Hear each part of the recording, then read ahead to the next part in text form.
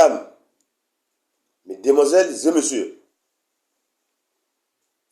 bonjour ou bonsoir. Tout dépend à l'heure à laquelle vous allez nous recevoir dans cette vidéoconférence qui est consacrée à mon projet intitulé FIFA, une révolution du football venue du Congo-Brazzaville, que nous avons dédié à notre légende, le regretté Jean-Jacques Ndomba le Géomètre, qui venait de nous quitter.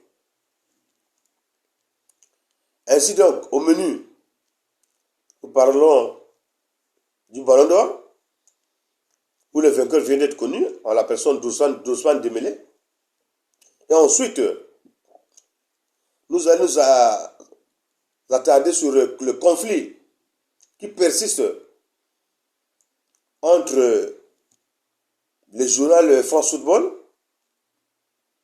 et la Maison Blanche, la grande institution, le grand Real Madrid, avec son président emblématique, sans doute l'un des plus grands révolutionnaires de l'histoire du football. J'ai parlé de Florentino Pérez. Alors, pour le sacre Ballon d'Or, nous pouvons dire que ça a été la victoire du football. Parce que lorsqu'on voit les deux candidats qui sont allés en finale, que ce soit Ousmane Dembélé qui l'a eu, ou Yamal qui est sorti deuxième, vous avez senti que cette fois-ci, c'était du lourd, du véritable lourd. Les plus sceptiques pourront dire que Yamal est perdant. Non, non, Yamal il n'est pas perdant. La dernière fois, je vous avais prophétisé que Dieu m'a parlé, que Yamal est Ballon d'Or. Peut-être que je n'avais pas su faire la distinction entre les trophées majeurs et les trophées mineurs. Car en fait, Yamal a eu un Ballon d'Or, mais c'est le Ballon d'Or pour le moins de 21 ans. Et c'est un record. C'est pour la deuxième année successive. Avant lui, personne ne l'avait jamais fait. Donc, pour la soirée du gala de l'élection du Ballon d'Or, le jeune Yamal est reparti avec le record du joueur ayant remporté le Ballon d'Or de moins de 21 ans. Pour ne pas dire que je suis chauvin, parce que le lauréat du trophée final, ça a été Ousmane Dembélé, un garçon que j'adore beaucoup, un garçon petit de talent, un garçon qui a été victime de plusieurs problèmes musculaires, toutefois il était blessé. Et vous allez vous rendre compte que l'histoire est têtue, la vérité est têtue. Mais on finit par s'incliner. Qui va oublier qui pouvait imaginer que Ousmane Dembélé pouvait remporter un Ballon d'Or avant Kylian Mbappé? Tous on disait qu'après Messi et Cristiano, c'était au tour de Mbappé et de Haaland. Mais vous savez, la magie du football reste la magie du football. Voilà pourquoi on dit souvent que le football n'est pas mathématique. Ce n'est pas une science exacte. Et donc Ousmane Dembélé, qui de lui-même n'a jamais peut-être eu l'idée qu'un jour il devait être récompensé de ce trophée très honorifique. Vous avez vu comment il a fondu en larmes. Il était ému. Ils ont toujours été là pour moi. Ils m'ont soutenu dans les moments difficiles.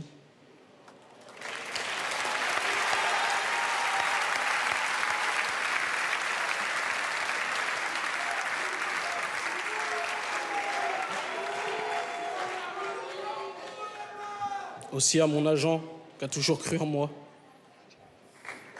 Il avait dit qu'un jour j'allais gagner le Ballon d'Or. Il m'a toujours aidé, il a toujours cru en moi, il m'a toujours motivé. À mon meilleur pote.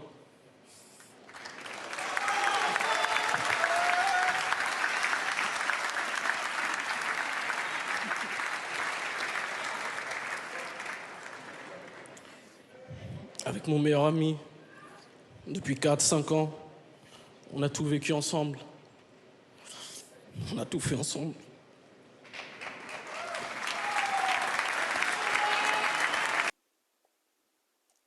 C'est ça la beauté du football. Le football nous ont des émotions que nulle part ailleurs on peut les avoir. Vous avez la vérité, non? Le président de la Fédération congolaise de football, le président Mayolas qui demandait aux journalistes de ne pas être passionnés. Parce que ce n'est que du football. Je pense qu'il a vu les images. Comment est-ce que Ousmane Dembélé s'est fondu en larmes? Et lorsque le diable se pète, il nous demande de ne pas être passionné. Je pense qu'avec ces images-là, il doit se rendre compte que là où il est là, ce n'est pas sa place. Il s'est trompé d'endroit. Les Congolais ont commis une erreur d'avoir placé M. Mayolas à la tête de la Fédération congolaise de football. Je le dis et je le répète. Mais le sujet n'est pas là. Je disais que c'était pour le Ballon d'Or. Pour une fois, les journalistes ont été un peu responsables. Parce que qui va oublier le Ballon d'Or de la saison dernière? Toute la planète avait vu. Il n'y avait aucun doute que ça devait être Vinicius. Je ne me cache pas, moi je suis un supporter de Barcelone. Mais ici, je suis le guide suprême. Un sportif ne peut dire que la vérité. Alors, lorsque je crois un idiot de journaliste qui n'avait même pas pu mettre Vinicius sur la liste de 5 favoris. Donc, il n'a pas mis Vinicius. Vous voyez des débiles montants comme ça là, des malades montants comme ça là, qui arrivent comme ça, non. Parfois, c'est un pêcheur. Bon, il est correspondant de France Foot. Et voilà, donc, il fait un classement qu'il ne connaît même pas. Je ne sais même pas d'où il avait sorti ça. Et c'est ce qui avait déclenché la colère du président emblématique de la Maison Blanche. Voilà un président. Il a dit, nous ne participerons plus au Ballon d'Or. Avec la magouille qui n'a aucun sens là. Je vous rappelle que cette année, France Football, qui est l'organisateur du Ballon d'Or, a envoyé des émissaires à Madrid pour essayer d'aller rencontrer le président du Real. Il a fermé la porte. Voilà. Je vous ai dit que c'est un révolutionnaire. Et si vous avez vu cette année, le journal France Football et l'UEFA a réduit le nombre de votants. Ils ont ramené ça à 100. Pour essayer d'être un peu équitable. C'est grâce au président du Real Madrid. C'est grâce à la pression du président du Real Madrid. Mais il a raison. Pendant que tout le monde voit, mais à l'arrivée, c'est des idiots qui votent, on va nous ressortir Rodri. On doit se dire la vérité. Rodri représente quoi? Il est quoi? Dites-moi, si Rodri n'a pas été plébiscité Ballon d'Or par les journaux, les escrocs, les imposteurs, qui devait le connaître? Et vous allez voir que non, dans l'histoire, en Espagne, on retiendra que Rodri a été Ballon d'Or, Xavi n'a pas été Ballon d'Or, Iniesta n'a pas été Ballon d'Or. Donc c'est comme si Rodri est supérieur à Iniesta ou à Xavi. Je Je suis d'accord, nous ne parlons pas de la même époque. Mais vous comprenez que ce trophée-là, parfois, il y a du n'importe quoi. Et donc, voilà pourquoi, chers sportifs, faites un effort de ne pas juger les joueurs par les trophées individuels qu'ils reçoivent. Il y a certains trophées individuels qui n'ont pas de mérite. Nous avons eu des ballons d'or médiocres comme les Pavel Nedved, les Cannavaro.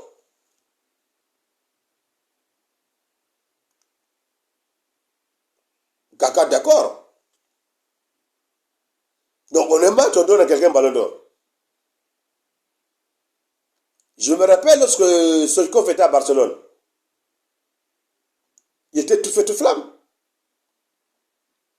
Mais cette année-là, à 2 mois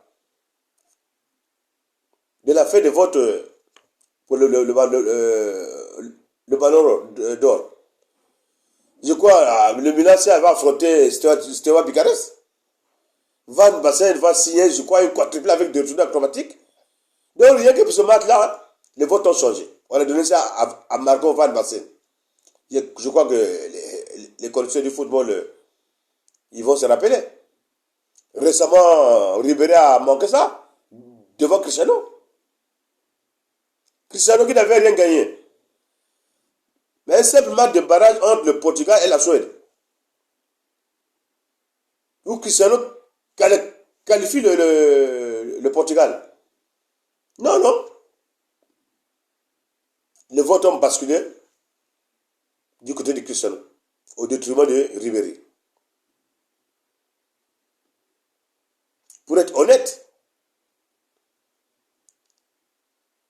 le ballon d'or de Lionel Messi en 2010,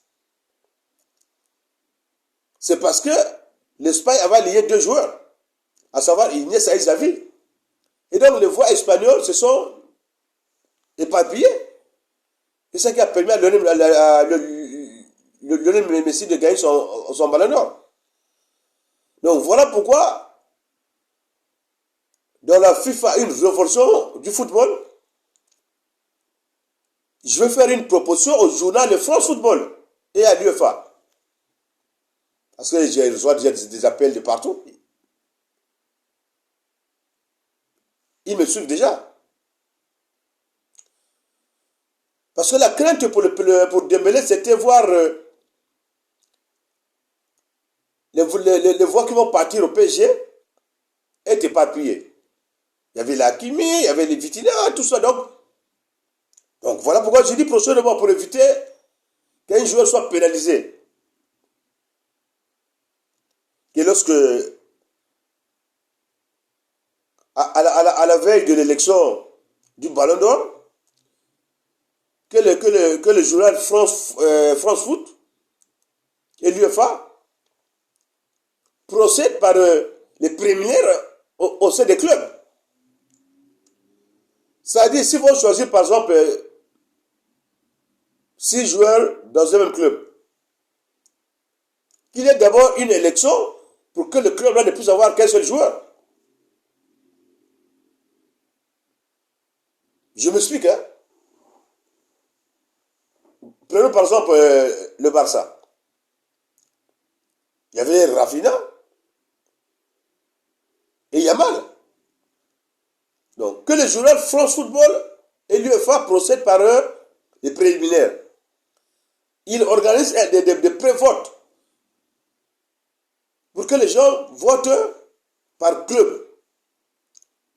Pour qu'on voit qu'il y ait dans chaque club un joueur qui va représenter le club. Parce que lorsque les voix sont éparpillées, les sons sont souvent faussés. Je me rappelle le ballon d'or de Jean-Pierre Papin. C'est parce que du côté de la Yougoslavie à l'époque, je crois qu'il y avait Savicevic. Et si je ne me trompe pas, si c'est Boban ou Prosiliki. Et donc, ce qui fait que ceux qui votaient pour la France votaient Papin. Mais ceux qui votaient pour la Yougoslavie, ils avaient 2 choix. Donc, certaines fois partaient chez Boban et d'autres procédés, ou bien c'est pas ce qu'il a. Ça vit, c'est vite. Donc voilà pourquoi j'en profite pour lancer un message au journal France Football et à l'UEFA, qu'ils regardent comment est-ce que, dans les prochaines occasions, comment organiser des préliminaires à l'image de ce qui se fait en Amérique. Les démocrates font faire des préliminaires pour avoir un seul candidat. Les républicains font les préliminaires pour avoir un seul candidat. En ce moment, vous allez voir que le ballon d'or, il n'y aura plus de débat.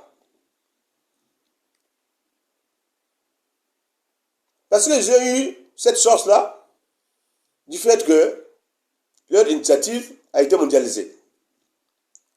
Parce que, je vous rappelle, hein, le ballon d'or, ce n'est pas la FIFA qui donne ça. C'est le journal France Football. C'est comme nous, à l'époque, on avait notre journal Le Stade, qui pouvait primer les meilleurs joueurs congolais. Je crois au Portugal, ils avaient le Bola. Bon, en Angleterre, il y a quoi? Mais les Français ont eu le monopole de ça. Vous savez que les Français, lorsqu'ils sont dans la propagande, ils sont très forts. Hein? Et donc, après leur fusion avec la FIFA, je crois en 2010, bon, ils ont eu séparation. Après la FIFA Gate, avec les histoires de Sepp Blatter et de Michel Platini. Et donc, vous allez rendre compte que le premier ballon d'or qu'il a organisé seul, le journal de France Foot, qu'il a organisé seul, je crois qu'il n'y avait pas une grande cérémonie.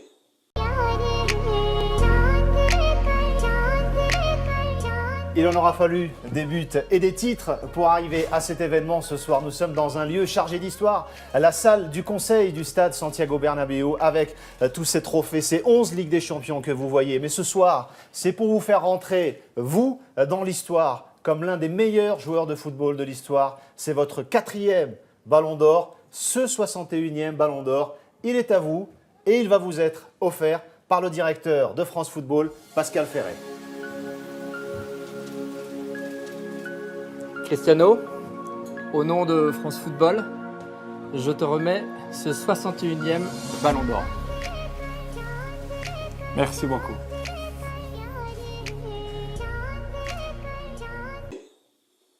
Je ne sais pas qui avait pris ça. Donc c'est maintenant qu'ils sont revenus dans des moments où il faut faire des grandes fêtes. Et c'est comme ça. On a senti que dans la ville, je ne sais pas si c'est la ville de Paris, c'était une grande fête.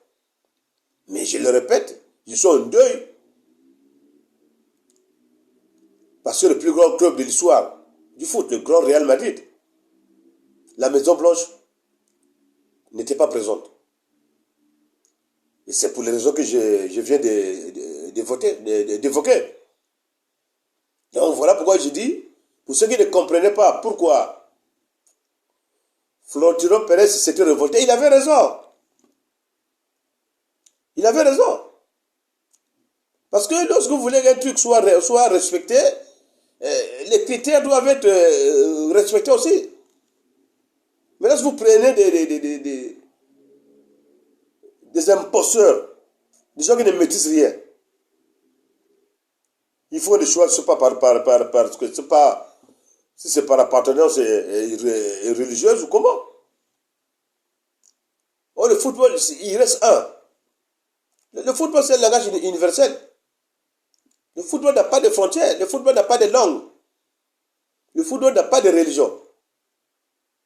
Donc, dorénavant, j'espère qu'avec ce qui vient de se passer ce soir ou hier, avec le sac de Dembélé, j'espère que les organisateurs du Ballon d'Or, j'ai parlé du journal France Foot et de l'UEFA, auront les mots forts pour aller convaincre Florentino Pérez.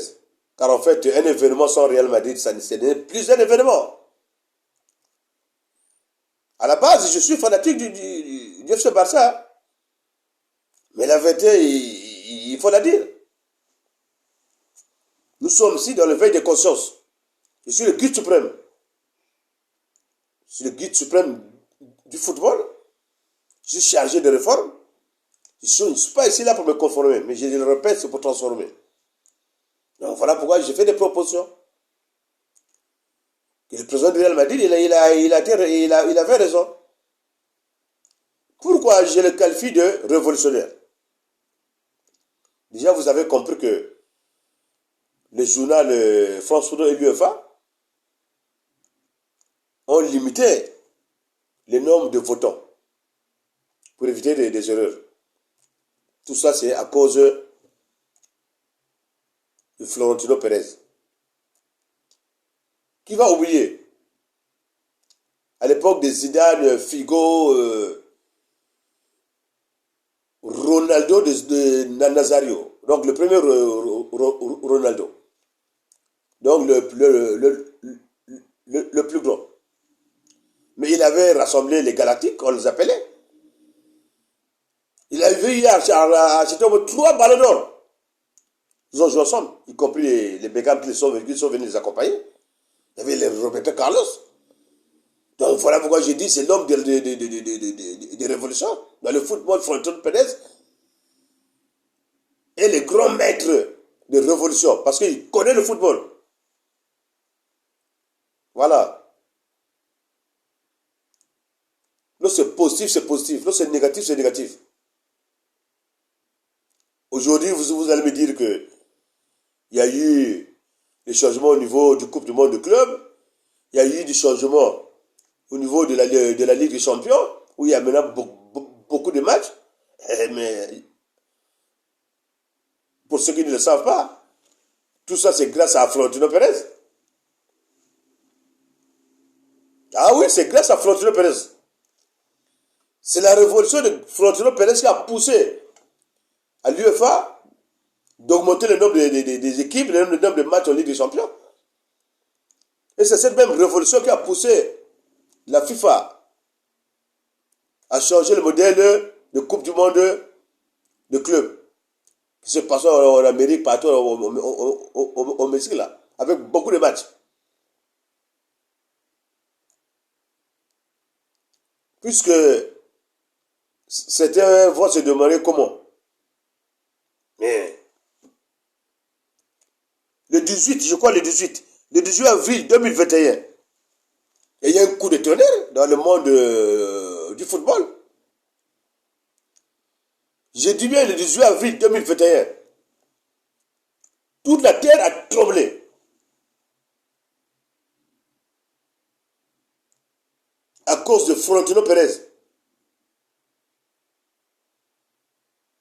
Ils avaient décidé de lancer la Super League avec le président Agnelli de la Juventus de Turin et le président, je crois, Bartomeu de Barcelone.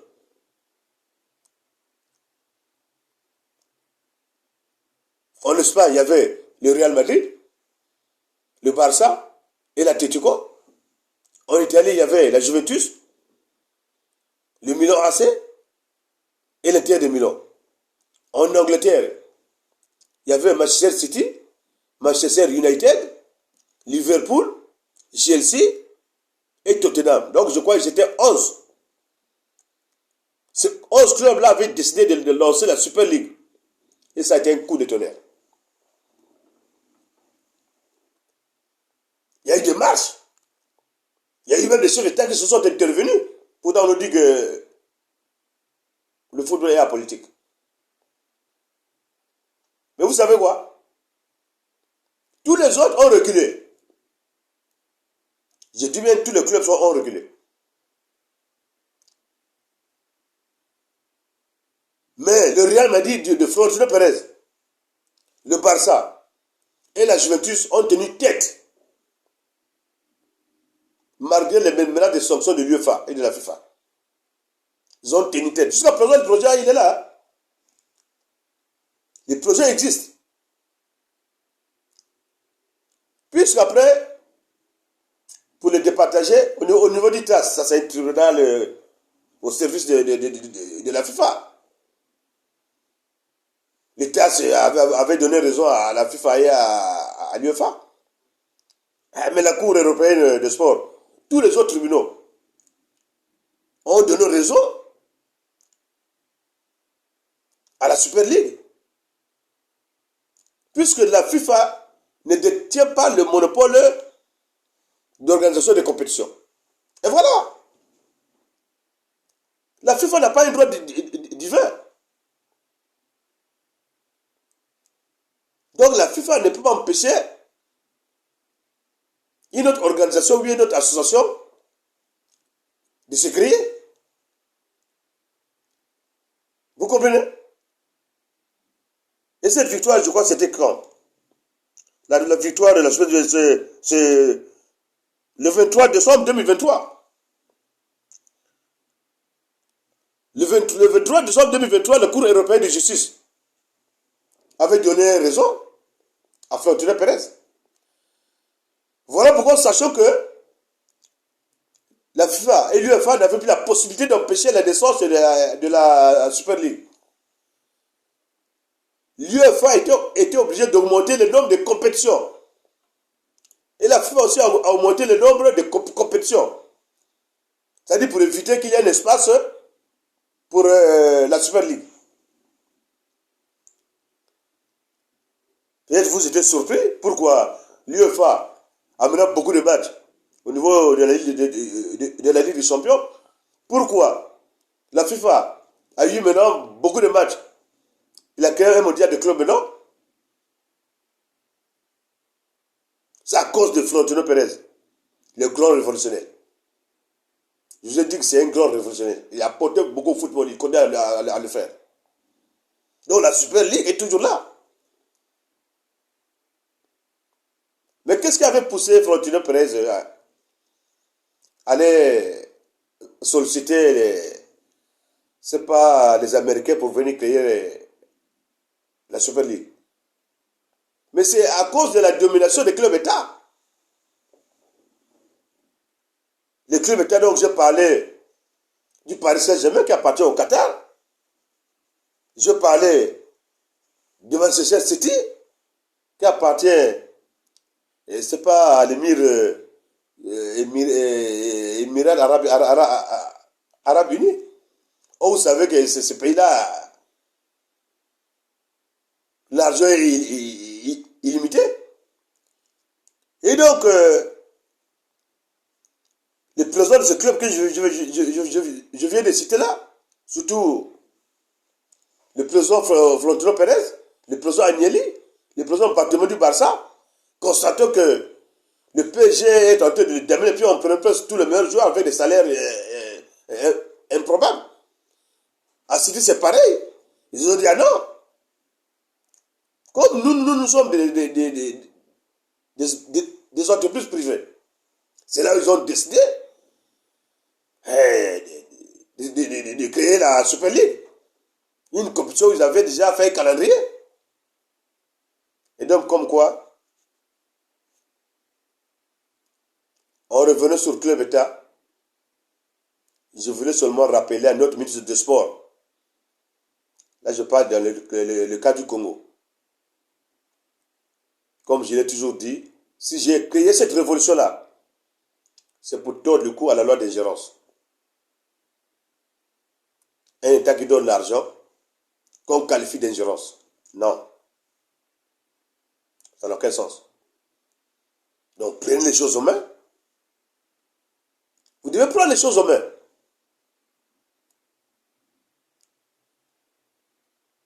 Nous, hier, Léopard,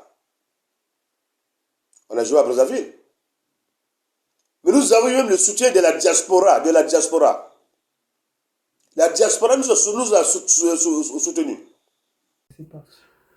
Les Fauves du Niari, vraiment, c'est un grand plaisir que aujourd'hui on a un nouveau président qui a eu la bénédiction du colonel-major, le colonel Rémi Ayos, qui est le président Eric Mwanda. Donc notre équipe a repris. Donc les Fauves, on est derrière vous. Le match de demain, vraiment, les Parisiens sont derrière vous. Ça se joue là à Brazzaville. Donc on est derrière vous. Vous allez voir vous-même. Les Fauves. On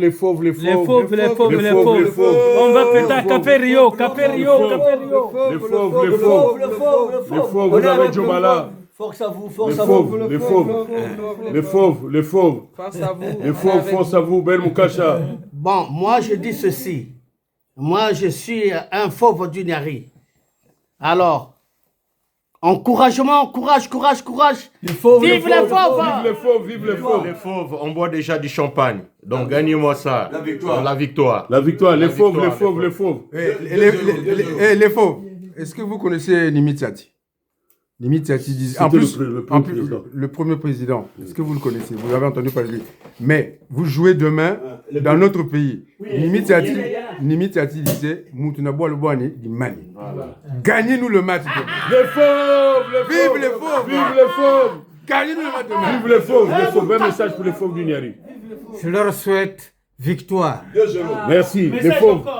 Maman, les fauves du Niari, les fauves, les fauves. Les fauves. On vous soutient depuis Paris, hein. Les fauves. La reine de la sape. Merci, les Les fauves. fauves, les fauves, les fauves, la victoire. On veut la victoire. Merci, les fauves, les fauves. Les fauves, les fauves, les fauves, les fauves. 3-0. Voilà. Les fauves, les fauves. Allez-y. Les fauves. Les fauves, demain, 20h à Café Rio. Merci. Les fauves, voilà, donc...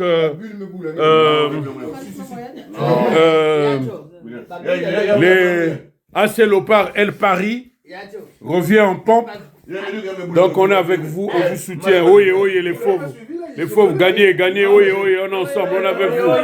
Président Eric, vive les fauves, vive les fauves, vive les fauves, vive les fauves, vive les fauves, vive les fauves, vive les fauves, vive les fauves, vive les fauves, vive les fauves, vive les fauves. Voilà, AC Lopar El Paris, on est ensemble, on vous encourage, on est ensemble. Le président Eric, tu as eu la bénédiction du colonel-major, le colonel Rémi Ayos, on est avec toi, merci, gagnez ce match, on est ensemble. AC Lopar El Paris. Grâce à votre initiative, vous êtes allé à Lyon, vous avez signé des accords avec Lyon. Il y a même une loge là-bas qui est réservée pour les Congolais. Maintenant, pour ceux qui croyaient que lesquels qui iront là-bas, par l'appui par le soutien et l'appui que l'OPAR a reçu de la diaspora, ça prouve qu'il y a des Congolais qui pourront aller à Lyon pour suivre le match. Merci, monsieur le ministre, pour cette initiative. Ne reculez plus.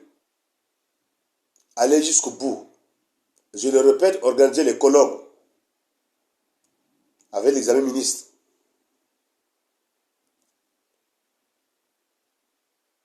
La loi d'ingérence, c'est un truc qui arrange au président des fédérations. Parce qu'ils savent qu'ils ne seront pas contrôlés. Mon peut te donner de l'argent et ne pas te contrôler. Vous pensez qu'au Cameroun, là-bas, avec la puissance des taux, avec sa force, avec tout ce qu'il représente,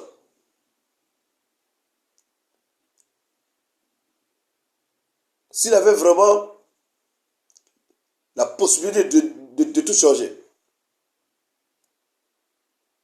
il ne devait pas le faire. Même dans le vestiaire des joueurs, Samuel Toké, le président de l'Afrique Foot, il ne va pas. Les joueurs refusent. Donc, ça aurait été un président bidon, comme chez nous. Non, on devait saisir la FIFA pour venir sanctionner. Mais toi là-bas ne peut pas saisir la FIFA.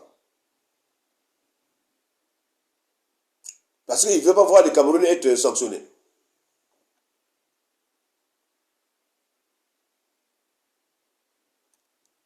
Vous comprenez? Lorsque vous le voyez là avec les diplômes, là, tout ça. Mais les diplômes, c'est dans notre domaine. Dans le domaine du football, il faut d'abord aimer le football. Mais ça va arriver sur le banc et se gonfler le ventre, et puis c'est comment?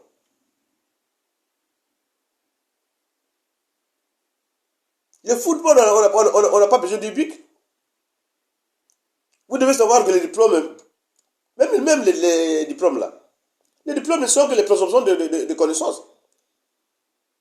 Ça ne détermine pas carrément le quotient intellectuel de quelqu'un. Lorsque je vous ai parlé de Ballon d'Or, vous avez entendu? J'ai dit que l'histoire retiendra que Rodri a gagné le Ballon d'Or devant Inès. Peut-être pas devant Inessa, parce que c'est pas la même période. Mais au moins, on saura que Rodri a été Ballon d'Or, mais Inessa n'a pas été Ballon d'Or, Xavi n'a pas été Ballon d'Or. Vous comprenez? Donc, les générations qui vont venir vont penser même que Rodri était joué mieux que Xavi ou Inessa. Alors qu'ils ne sont même pas proches. Pour le cas du Congo, je vais prendre un exemple tout simple. Chacun se fera une idée. Nous n'avons qu'un seul Ballon d'Or, qui est Paul Sayal Moukila. Je le répète, au Congo, on n'a qu'un seul Ballon d'Or, qui est Paul Sayal Moukila. Mais moi, je vais vous poser une question.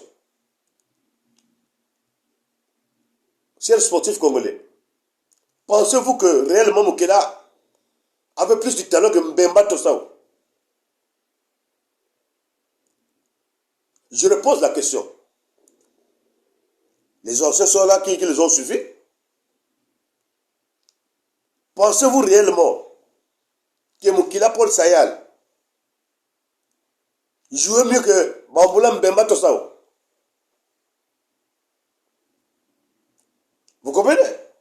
Il peut s'avérer que l'année là, c'est toi qui es bon. Mais lorsqu'on regarde en totalité, on se me tromper. Ndomba de Bamboula Mbemba Tossao était au-dessus de Moukila.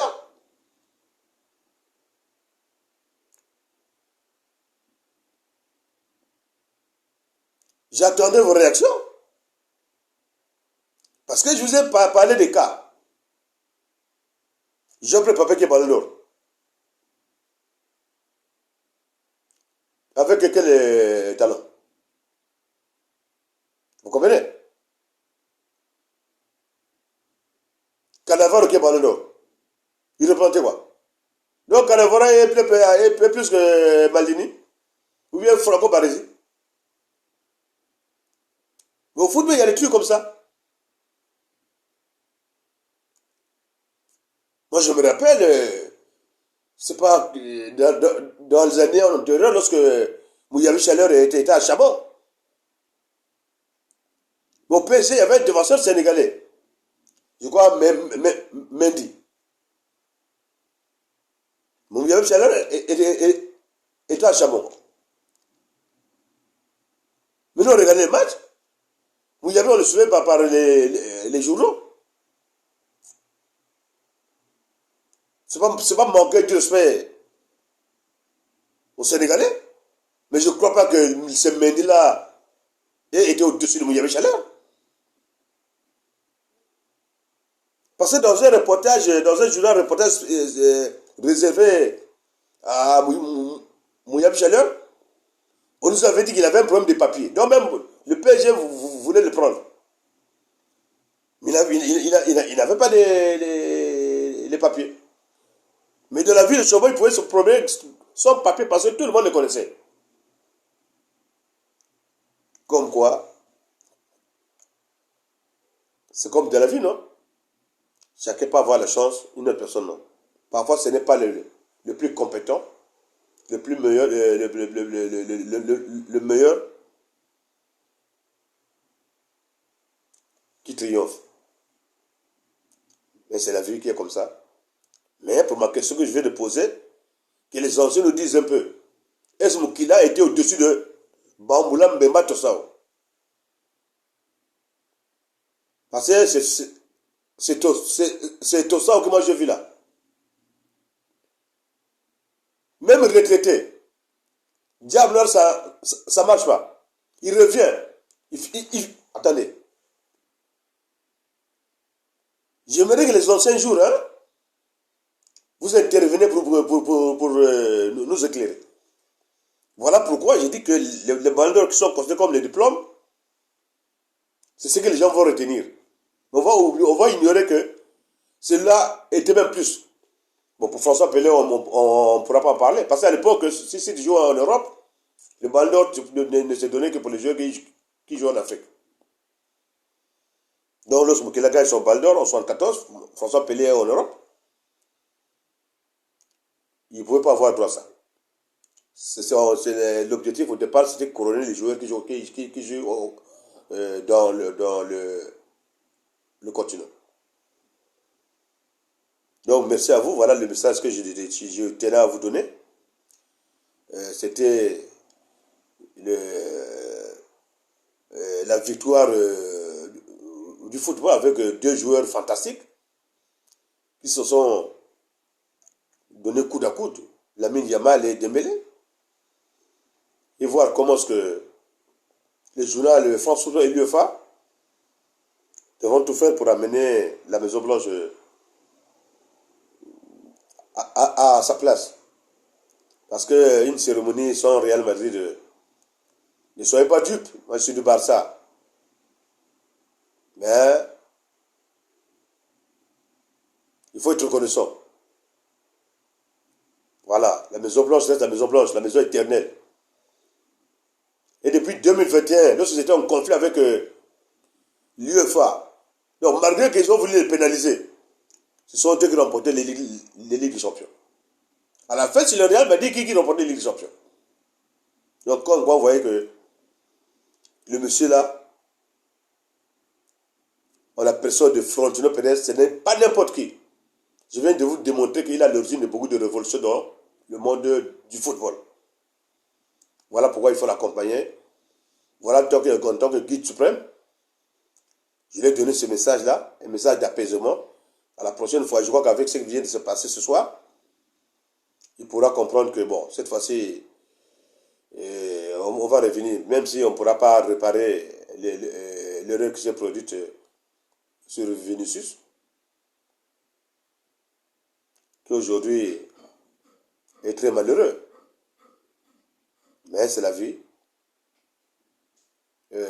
Merci à vous.